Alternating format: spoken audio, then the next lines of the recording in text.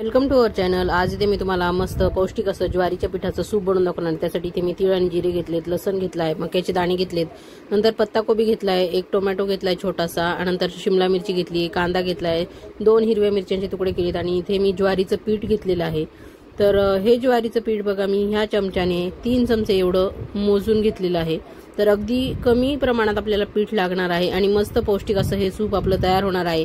आणि भाज्या देखील एक दीड चमचा एवढेच प्रमाणात घेतलेल्या आहेत चिरून। तर इथे बघा मी सर्वात आधी पातेलं ठेवलेलं आहे गॅसवर गरम व्हायसाठी आणि त्यामध्ये मी साजूक तूप टाकून घेतलेलं आहे। जर तुम्हाला तूप टाकायचं नसेल तर तुम्ही इथे तेल देखील वापरू शकतात किंवा बटर देखील वापरू शकतात। तुम्हाला जी चव आवडते, जी टेस्ट आवडते सूपमध्ये ते तुम्ही इथे ऍड करू शकता। त्यानंतर अगदी हलकसं तूप गरम झाल्यानंतर इथे मी तीळ आणि जिरे टाकून घेतलेले आहेत। ते छान फुलून आले की नंतर यामध्ये मी लसण टाकून घेणार आहे। लसण देखील आपल्याला खूप जास्त असा फोडणीत आपण लालसर करतो तसा करायचा नाहीये। अगदी थोडासा हलकासा लाल झाला की यामध्ये मिरच्याचे तुकडे टाकायचे आहेत आणि मिरच्याचे तुकडे जर तुम्हाला स्किप करायचे असतील तर ते तुम्ही करू शकतात, पण थोडीशी छान तिखटसर चव येण्यासाठी सूपला मी इथे ते ऍड केलेले आहेत। त्यानंतर इथे मी कांदा टाकून घेतलेला आहे। त्यानंतर इथे मी पत्ताकोबी टाकून घेतलेली आहे।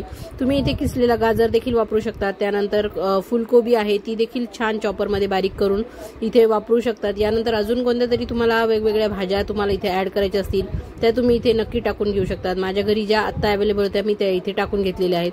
त्यानंतर इथे मी शिमला मिरची देखील टाकून घेतलेली आहे। जर तुम्हाला शिमला मिरचीचा उग्रवास आवडत नसेल तर तुम्ही ती देखील स्किप करू शकतात।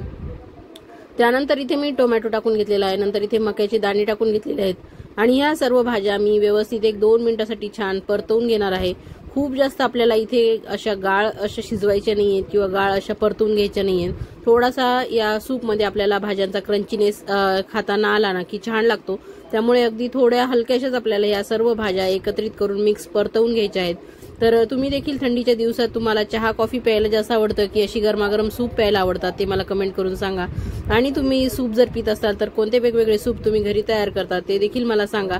तर अशा पद्धतीने बघा मी हे ज्वारीच्या पिठाचं सूप पहिल्यांदाच करते आहे, पण खूप मस्त टेम्पटिंग आणि छान ऑसम अशा चवीचं हे सूप तयार झालेलं आहे। तर तुम्ही इथे बघू शकता की सर्व भाज्या परतून झाल्यानंतर मी यामध्ये 1 ग्लासभर पाणी टाकलेलं आहे आणि ह्या पाण्यामध्ये या भाज्या छान आपल्याला उकळी येऊस्तर अशा शिजू द्यायच्या आहेत, हलक्याशा, खूप जास्त शिजवायच्या नाहीयेत। आणि पाण्याला आपल्या उकळी येते तोपर्यंत आपण इथे जे 3 चमचे ज्वारीचं पीठ घेतलेलं आहे ना त्यामध्ये पाणी टाकून याची छान अशी स्लरी करून घ्यायची आहे पातळसर। यातल्या गुठळ्या मोडून घ्यायच्या आहेत। तुम्ही इथे कुळीताचं, नाचणीचं पीठ देखील वापरू शकतात आणि अशा पद्धतीने पौष्टिक असं सर्व व्हेजिटेबल्स टाकून छान असं सूप तयार करू शकतात। हे सूप तुम्ही तुमच्या लहान मुलांपासून घरातल्या वयस्कर व्यक्तींना देखील खायला देऊ शकतात। खूप छान चवीचं हे सूप लागतं आणि अगदी घरच्या साहित्यामध्ये, मोजक्या साहित्यामध्ये आणि तुमच्या घरी अवेलेबल असतील त्या भाज्या टाकून तुम्ही इथे हे पटकन तयार करू शकतात। तर मस्त असं सूप तुम्हाला जर हे करायचं असेल माझ्या पद्धतीने तर रेसिपी शेवटपर्यंत बघा, कुठेही स्किप करू नका आणि आवडल्यास चॅनलला सबस्क्राईब करा, व्हिडिओला एक लाईक नक्की करा आणि तुमच्या मित्रमैत्रिणींना शेअर देखील करा। तर अगदी सोप्या पद्धतीने मी तुम्हाला ही सूपची रेसिपी इथे दाखवलेली आहे। तर इथे बघा मस्त आपलं पातळ असं छान स्लरी इथे तयार झालेली आहे। तर यानंतर मी इथे तुम्हाला दाखवते बघा आपल्या पाण्याला छान उकळी आलेली आहे आणि इथे मस्त उकळी आल्यानंतर आपण हे जे खाली पीठ कालवून घेतलं होतं ज्वारीचं ते इथे टाकून घेणार आहोत। आणि तुम्हाला दाटसरपणा जास्त वाटत असेल तर दुसऱ्या गॅसवर थोडंसं पाणी गरम करायला ठेवा। म्हणजे ऐन वेळेवर जर तुम्हाला तुमचं सूप जर जास्त घट्ट वाटत असेल तर गरम पाणी यामध्ये टाकण्यासाठी दुसऱ्या गॅसवर तुम्ही थोडंसं गरम पाणी करायला ठेवा। तर इथे बघा उकळत्या पाण्यामध्ये मी हे ज्वारीचं पीठ टाकल्यावर कसं लगेच एकसंध होऊन आलेलं आहे, मस्त आळून आलेलं आहे हे। तर कोणाकोणाला अगदी पातळ सूप आवडतं आणि कोणाला थोडंसं दाटसर सूप आवडतं, त्यामुळे तुमच्याकडे जशा पद्धतीने आवडतं तशी कन्सिस्टन्सी तुम्ही इथे मेंटेन करून घ्या किंवा तयार करून घ्या। तर हे बघा अशा पद्धतीने मस्त हे ज्वारीचं पीठ लगेच आळून आलेलं आहे। तर यानंतर आपण इथे हे छान 1-2 मिनिटांसाठी छान ढवळून घेणार आहे याला मस्त, म्हणजे यामध्ये देखील छान हे व्यवस्थित मिक्स होईल।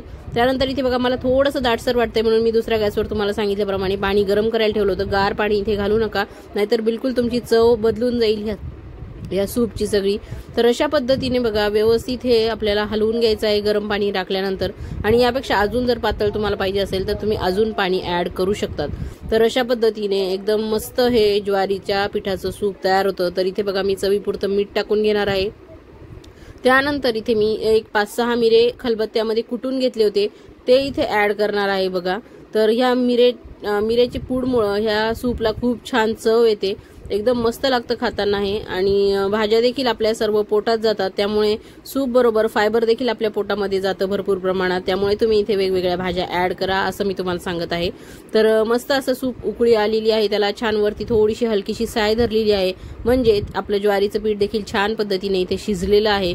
त्यामुळे आता हे सूप खाण्यासाठी रेडी आहे। तर आता मस्त आपलं हे सूप मी सर्व करून घेणार आहे। तर या ठिकाणी मी आता गॅस बंद करून घेणार आहे आणि इथे छान अशी कोथिंबीर देखील यामध्ये टाकून घेणार आहे। कोथिंबीर टाकल्याने देखील या सूपला एक छान चव येते, रंग येतो आणि दिसायला देखील एकदम मस्त दिसतं। तर त्यामुळे आता मी मस्त इथे बाउलमध्ये सर्व करणार आहे। तर एकदम मस्त चवीचं हे सूप तयार झालेलं आहे। तर याच पद्धतीने आता मस्त हिवाळा सुरू झालेला आहे, तर आपण वेगवेगळे सूप ट्राय करणार आहोत। तर मी देखील तुम्हाला अशा वेगवेगळ्या रेसिपीज नक्की शेअर करेल। तर तुम्ही देखील घरी कोणते वेगवेगळे सूप तयार करतात हे मला सांगा, आणि तुमच्या घरी सूप जास्त कोणाला आवडतं किंवा केलं तर सगळे आवडीने खातात का हे देखील मस्त कमेंट करून मला तुम्ही सांगा। तर इथे बघा छान गरमागरम सूप इथे मी सर्व करून घेणार आहे। आणि मी जसं सांगितलं तसं तुम्हाला पातळ दाटसर जसं पाहिजे तशी कन्सिस्टन्सी मॅनेज करून घ्या। आणि इथे बघा मी सूप गरम आहे त्यामुळे घट्टच इथे छान साजूक तूप टाकून घेणार आहे। मला सूपमध्ये साजूक तूप टाकलेलं आवडतं, तुम्हाला जर बटर आवडत असेल तर तुम्ही बटरचा एक क्यूब इथे वरती टाकून घेऊ शकतात।